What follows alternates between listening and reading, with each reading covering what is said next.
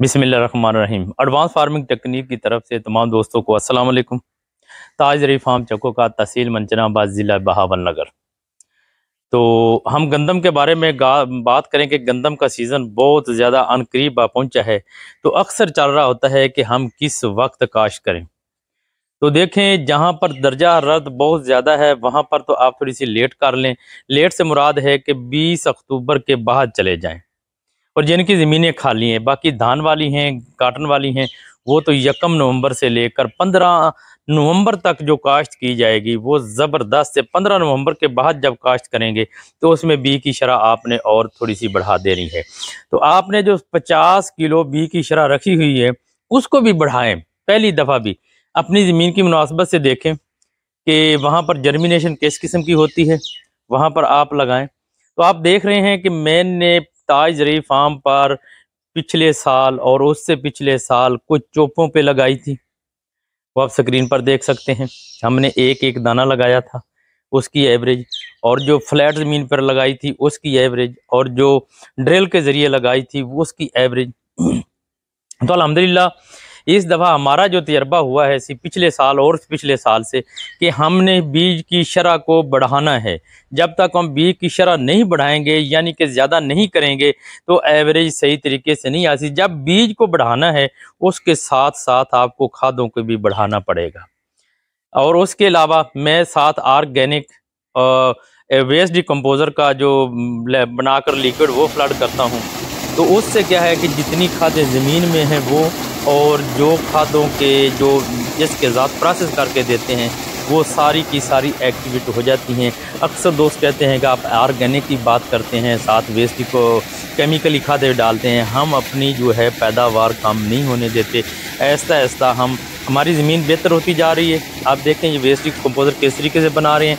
गोबर और waste decomposer को इकट्ठा हम फर्मेंटर में डालकर फ्लड करते हैं। मुख्तसर बात यह है कि जो इस वक्त गंदम सबसे ज़्यादा अच्छी, और पाकिस्तान की जितनी की वैरायटियाँ आ चुकी हैं उनमें से सबसे अच्छे जो हमारे इलाके में पिछले साल टॉप क्लास में रही हैं वो दिलकश, TD1 और उसके साथ नवाब, फ़ख्र बखर, मुख्तलिफ काफ़ी, यानी कि एक जगह पर एक वैरायटी ने अच्छा दिया एवरेज दी, दूसरी जगह पर दूसरी वैरायटी ने अच्छी एवरेज दी। एक ही मौजे में एक ही फार्मर की, ये नहीं है कि एक वैरायटी लगा दी तो ओवरऑल वो सबसे ज़्यादा रही, नहीं। हमारे इलाके में एक ही फार्मर के अगर एक प्लाट है तो उसकी एवरेज अच्छी आई, दूसरे प्लाट की एवरेज उसी वैरायटी की अच्छी नहीं आई, उस वहाँ पर दूसरी वैरायटी की एवरेज अच्छी आई है। तो लिहाजा आप पाकिस्तान की जितनी की वैरायटियाँ हैं आप अपने इलाके के हिसाब से तो वो लगा लें। लेकिन दिलकश, नवाब, अकबर और इसके साथ TD1 ये बहुत बड़ी कमाल की वैरायटी। अच्छा, सदाबहार जो वैरायटी है, एक सदाबहार जिसका कहते हैं कि परमानेंट, कि उसका वजन कम नहीं होता, वो है फैसलाबाद 2008। उस वैरायटी को कोई वैरायटी अभी तक नहीं पहुंची। गर्मी हो, सर्दी हो, जिस किस्म का हो, टेम्परेचर ज़्यादा हो, कम हो, जिस हालत में हो भी, तो दो फैसलाबाद 2008 ने सबको क्रॉस किया हुआ है। उसका जो 60-65 मन 60-65 मन 60-65 मन से वो कम हुई नहीं। 55 से लेकर 70 मन तक वो एवरेज दे सकती है आसानी से। तो जिस भाई ने भी ये फैसलाबाद लगाई है, खुराक पूरी दी है।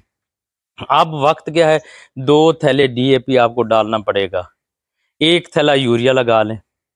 पोटाश आपने ज़रूर देनी है, हर हाल में देनी है, चाहे आप 50 kg वाला बैग दे दें, या आपने अगर इम्पोर्टेड देनी है 25 kg वाला देनी है तो वो भी 25 kg आपने पोटाश देनी है। तो क्या है, हमारे जो रिज़ल्ट आए हैं, जो हमने तजर्बा किया है, जो हमारे एनसल से किया है, वो उसमें तो हमने पहले पानी पर ही अगर पोटाश दिए तो उसके सबसे ज़्यादा अच्छे रिज़ल्ट। अगर नहीं पा सके तो गोब की हालत में और ऊपर स्प्रे करें। जिंक, होमिक एसिड ये आपने ज़रूर देने हैं। 3 पानी लगते हैं, एक 25 दिन के बाद पानी दे दें, एक 60-65 दिन बाद दे दें, 80 दिन के करीब एक आपने पानी लाजमी देना है जब उसमें दूधिया हालत आ जाए।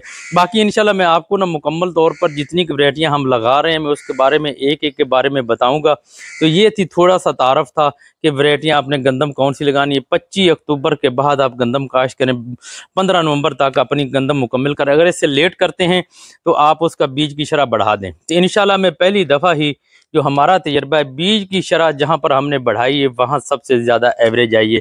कुछ हम बेडों पे लगाएंगे, कुछ हम ड्रिल करेंगे, डबल ड्रिल करेंगे, एक दफ़ा इधर ले जाएंगे, एक दफ़ा उसको इधर लगाएंगे, तो 2 दफ़ा उसमें ना इस तरीके ड्रिल करेंगे। तो साफ ज़र है इंशाल्लाह कि हमारा तजर्बा हम जैसे जैसे करेंगे आपको बताएंगे। अगली वीडियो इंशाल्लाह मुकम्मल तौर पर ब्रीफिंग करेंगे। वस्सलाम, दुआ में याद रखना।